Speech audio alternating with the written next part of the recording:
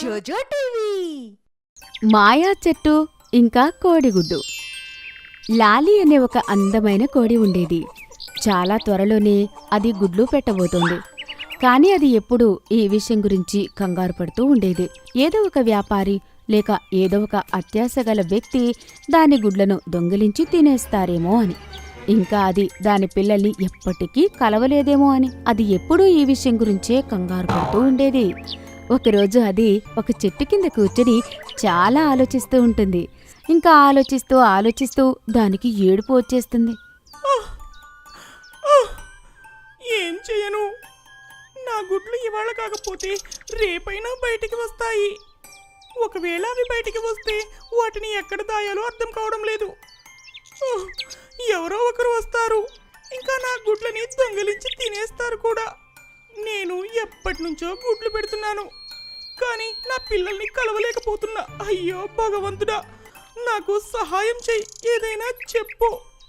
ఆ కోడి మాటలు విని చెట్టు మాట్లాడడం మొదలు పెడుతుంది. ఎందుకంటే ఆ చెట్టు ఒక మాయా చెట్టు కాబట్టి. అది దాని ఆకులన్నీ చల్లుతూ కోడితో ఇలా అంటుంది. ఏమైంది? ఎందుకు ఏడుస్తున్నావు నువ్వు? ఎవరు? అరే, నువ్వు ఏ చెట్టు కింద అయితే ఉన్నావో ఆ చెట్టునే నేను. నువ్వు మాట్లాడగలవా? నేనేదో మామూలు చిన్న చెట్టును కాదు.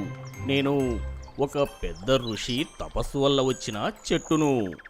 ఒక ఋషి నా చెట్టు కింద కూర్చొని తపస్సు చేసేవాడు. దాని ద్వారా మాయలు కూడా నేర్చుకున్నాను. నేను నీకేమైనా సహాయం చేయగలనా? కోడి దాని బాధలన్నీ చెట్టుకి చెప్తూ ఉంటుంది. చెట్టు గట్టిగా నవ్వుతుంటుంది. ఇదేమంత పెద్ద విషయమేం కాదు. నువ్వు నీ గుడ్లని నా చెట్టు కింద పెట్టు. నేను ఎవరు వచ్చినా కానీ వాటిని మాయం చేసి కనపడకుండా చేస్తాను. అలా జరుగుతుందా? తప్పకుండా. అయితే సరే, నేను నా గుడ్లని ఇక్కడే పెడతాను. కోడి నిర్ణయించుకుంటుంది చెట్టు చుట్టుపక్కలే ఉండాలి అని. అది గుడ్లను పెట్టిన తర్వాత చాలా ఆనందిస్తుంది. చెట్టు పగలు రాత్రి వాటిని జాగ్రత్తగా చూసుకుంటూ ఉంటుంది. ఎవరైనా ఆ గుడ్లను చూసినా కూడా వాళ్ళ దగ్గరికి వచ్చేసరికి వాళ్ళకి గుడ్లు కనబడకుండా పోతాయి. పిల్లలు బయటికి రాగానే కోడి చాలా ఆనందిస్తుంది. నీకు చాలా చాలా ధన్యవాదాలు. నా ముగ్గురు పిల్లలు చాలా జాగ్రత్తగా ఉన్నాయి. ఇప్పుడు నేను నా గ్రామానికి తిరిగి వెళ్తున్నా. మాయా చెట్టు, నువ్వు అన్నిటికన్నా నా మిత్రుడివి. నేను నీకు రాఖీ కడతాను. చెట్టు చాలా ఎమోషనల్ అవుతుంది. కోడి తన పెద్ద తాడుని తెచ్చి చెట్టుకి కడుతుంది. ఇంకా దానికి సెలవు చెప్పి ఆనందంగా తన ఇంటికి తిరిగి వెళ్ళిపోతుంది. నకిలీ సింహం మాస్కులో ఎలుగుబంటి ఇంకా తెల్ల సింహం. ఒకరోజు అడవిరాజు సింహానికి ఒక కల వస్తుంది. ఏంటి అంటే సింహం మిత్రుడు బిజ్జు అతని దగ్గరికి రమ్మంటున్నట్టు. సింహం రాజు అతన్ని కలవడానికి వెళ్తాడు. ఇంకా ఒక సింహం మాస్క్ని తీసుకుని వెళ్ళి అతను ఏనుగుకి ఇస్తాడు. ఇంకా ఇలా అంటాడు. చూడు ఏనుగు, కొన్ని రోజులు నేను నా మిత్రుడు బిజ్జుని కలవడానికి వెళ్తున్నాను. నీకు తెలుసు కదా, నేను అడవిలో లేనప్పుడు ఏదో ఒక సంఘటన జరుగుతూనే ఉంటుంది. అది జంతువులను ఇబ్బంది పెడుతూ ఉంటుంది. నేను అందరూ బాగుండాలనుకుంటున్నాను. ఇంకా నాకు నీ పైన పూర్తి నమ్మకం ఉంది. అందుకే నకిలీ మాస్కునిస్తున్నాను. దీనిని నువ్వు నీ దగ్గర పెట్టుకో. ఇంకా ఒకవేళ అడవిలో నీకు అనిపించినప్పుడు ఏదైనా సమస్య వచ్చింది అని నువ్వు ఈ ముసుగుని ఏదైనా ఒక జంతువుకు వేసేయి. అది అచ్చం నాలాగే మాట్లాడేలా చెప్పు, సరేనా? నేను కొన్ని రోజుల్లో తిరిగి వచ్చేస్తాను. సింహం రాజు అతని ప్రయాణం మొదలు పెడతాడు. ఇంకా ఆ ముసుగుని ఏనుగు చాలా జాగ్రత్తగా దాచిపెట్టి దాని కర్తవ్యాన్ని నిర్వర్తిస్తూ ఉంటుంది. హఠాత్తుగా ఒక తెల్ల రంగు సింహం అడవి మొత్తాన్ని ఊపేస్తుంటుంది. ఏంటి? నేను అసలు ఏమంటున్నాను? ఇది తెల్ల సింహమేనా? ఇప్పుడు ఈ నకిలీ మాస్కుని పెట్టుకుని దానితో ఎవరు గొడవ పడతారు? అయ్యో, ఎంత సమస్యలో పడ్డాను నేను. ఏనుగు దాని మిత్రుణ్ణి పిలుస్తుంది. అది ఎలుగుబంటి. ఆ ఎలుగుబంటిని ఆ ముసుగు వేసుకోమని చెప్తుంది. ఇంకా రాజు చెప్పిన మాటలన్నీ దాంతో చెప్తుంది. ఎలుగుబంటి ఇలా అంటుంది. అదంతా సరేలే, కానీ నేను ఈ తెల్ల సింహంతోని అసలు ఎలా పోటీ పడగలుగుతాను? నాకు అంత శక్తి లేదు కదా. ఇంకా ఎవరినైనా చూసుకో. ఎలుగుబంటి నేను చెయ్యను అని వెనక్కి తప్పుకుంటుంది. ఏనుగు కంగారు పడుతూ ఉంటుంది. అసలు ఇంత పెద్ద బాధ్యత అని ఎవరికివ్వాలి అని. ఈ నకిలీ ముసుగుని వేసుకుని భయపెట్టడం మాత్రమే కాదు, గొడవ పడాలి కూడా. ఏనుగు మళ్ళీ ఇంకొకసారి ఎలుగుబంటికి అర్థమయ్యేలా చెప్తుంది. ఈసారి నువ్వు కావాలంటే రాజు ముందర చాలా మంచి పేరు తెచ్చుకోగలవు ఎలుగుబంటి. ఒకసారి ప్రయత్నించి చూడు, అది నీ ముసుగుని చూసి భయపడుతుందేమో, ఇంకా నేను చూడగానే వెళ్ళిపోతుందేమో. నువ్వు ప్రయత్నించకుండానే కాదు అంటున్నావు. ఈసారి ఎలుగుబంటి ఏనుగు మాటలు విని ఆ నకిలీ ముసుగుని వేసుకుని తెల్లసింహం ముందుకు వెళ్తుంది. సింహం చాలా ఆశ్చర్యపోతుంది. అది ఎప్పుడూ ఇలాంటి విచిత్రమైన సింహాన్ని చూడలేదు.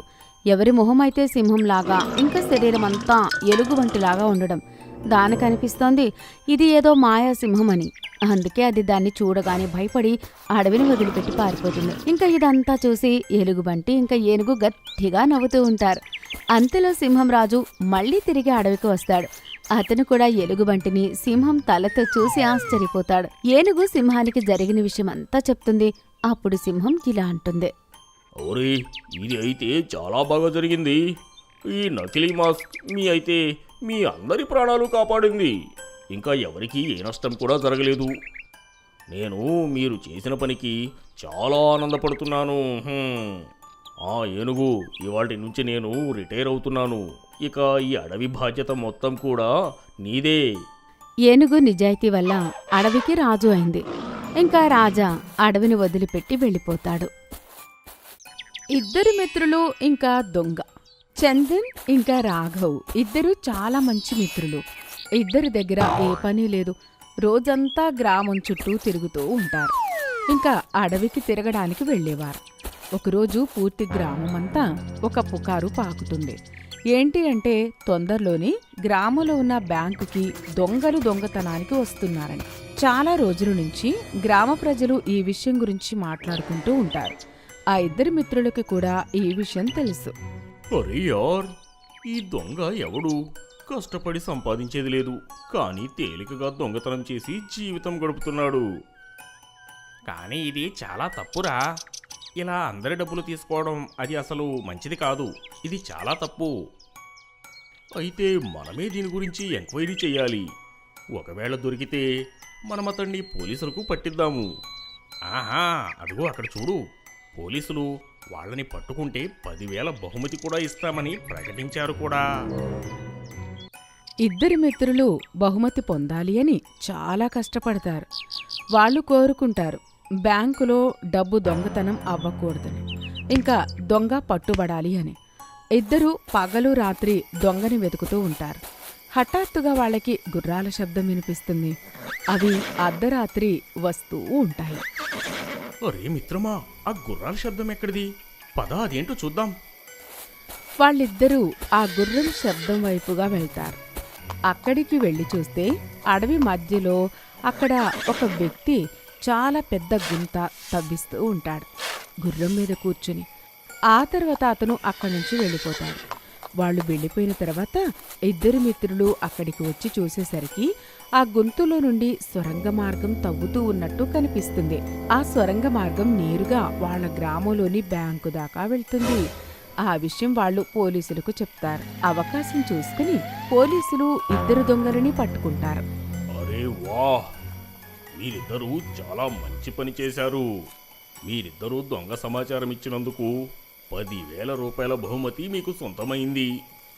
చాలా చాలా ధన్యవాదాలు. ఇద్దరు మిత్రులు చాలా ఆనందంగా ఉంటారు. అప్పుడు ఒక దొంగ వాళ్లతో, మీ ఇద్దరి వలన నా ప్లాన్ అంతా కూడా నాశనమైపోయింది.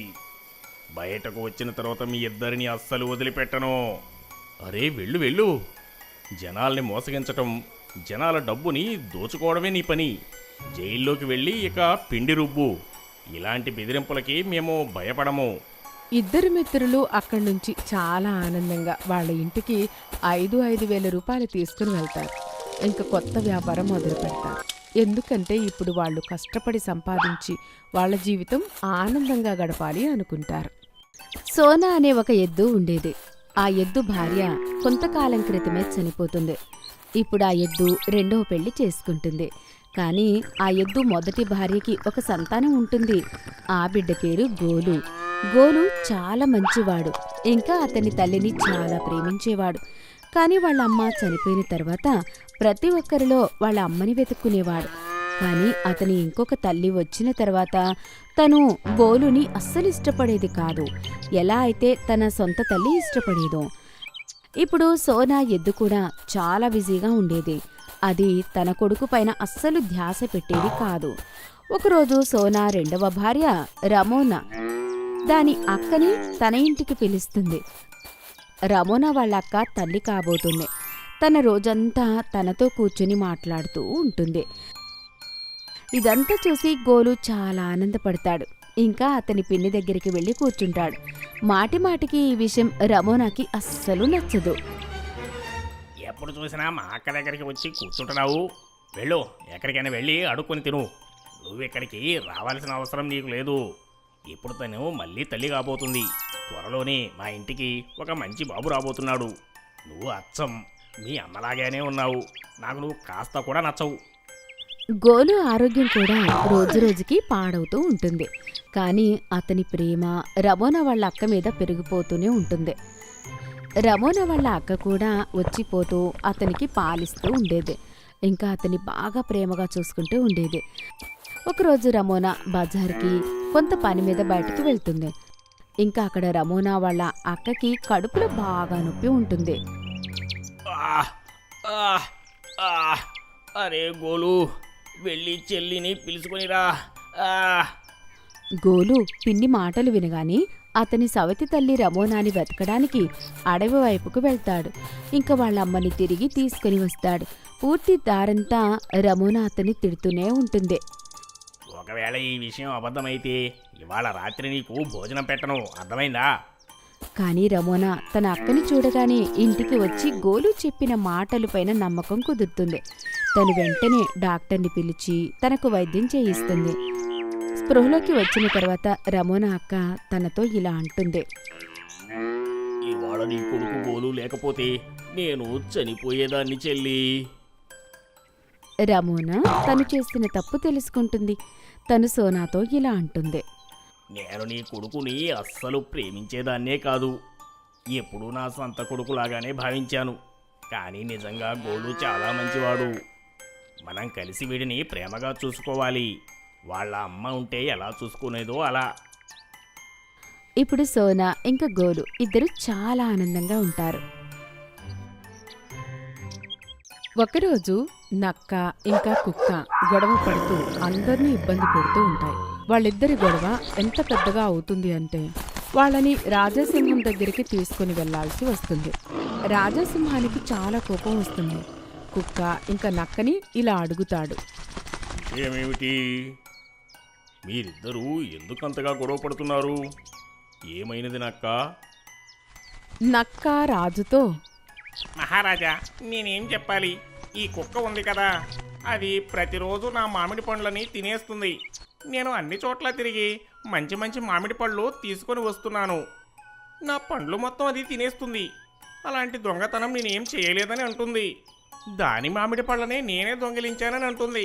అయ్యో లేదు మహారాజా, అది అబద్ధం చెప్తుంది. నేనేం దాని పళ్ళు తినలేదు. ఇంకా అదే నేను దాచిపెట్టుకున్న మామిడి పండ్లను దొంగిలించి తినేస్తుంది. ఒక్కటి కూడా వదిలిపెట్టలేదు. నేను దీన్ని పట్టుకున్నాను, అందుకే అది నాతో గొడవ పడుతుంది. మామిడి పళ్ళు తెచ్చుకోవడానికి నేను చాలా కష్టపడాల్సి వచ్చింది. అదైతే నక్క, నేను కుక్కని. నేను మామిడి పండు కోసుకురావడానికి ఎంత కష్టమవుతుంది చెప్పండి? రాజాసింహం ఇద్దరి మాటలు వింటుంది. కానీ ఎవరు నిజం చెప్తున్నారో కనుక్కోవడం చాలా కష్టమైపోతుంది. అప్పుడే రాజా కళ్ళు పావురం పైన పడతాయి. ఇంకా రాజా పావురంతో ఇలా అంటాడు. ఒరే చెప్పు పావురమా, ఈ సమస్యకు నీ దగ్గర ఏమైనా ఉపాయం ఉందా? చాలా మంచి ఉపాయం ఉంది. మీరు నాతో పాటు మాయా మామిడి చెట్టు దగ్గరికి రండి. వీళ్ళిద్దరినీ తీసుకుని వెళ్దాం. అక్కడ పాలకు పాలు, నీళ్లకు నీళ్లు అవుతాయి. అక్కడ మాయా మామిడి పండ్లు ఉంటాయి. వీళ్ళిద్దరిలో ఎవరైతే నిజం చెప్తున్నారో వాళ్ళు తప్పించుకుంటారు. ఇంకొకటి, ఎవరైతే అబద్ధం చెప్తారో మామిడి పండు కొరికిన వెంటనే వాళ్లకున్న పళ్ళన్నీ రాలిపోతాయి. రాజాసింహం కుక్క ఇంకా నక్కని తీసుకుని మాయా చెట్టు దగ్గరికి వెళ్తాడు. అందుకే అది మాయా చెట్టుని చూసి అక్కడి నుంచి పారిపోతుంది. నక్క రాజా సింహంతో ఇలా అంటుంది. మహారాజా, ఇది మాయా చెట్టు కదా, నేను ఇప్పుడే మీకు పండుని కొరికి చూపిస్తాను, చూడండి. మాయా చెట్టు నుండి మామిడికాయ తెంపి నక్క కొరకగానే అది తేలికగా కట్ అవుతుంది. నక్కకి ఏమీ కాదు.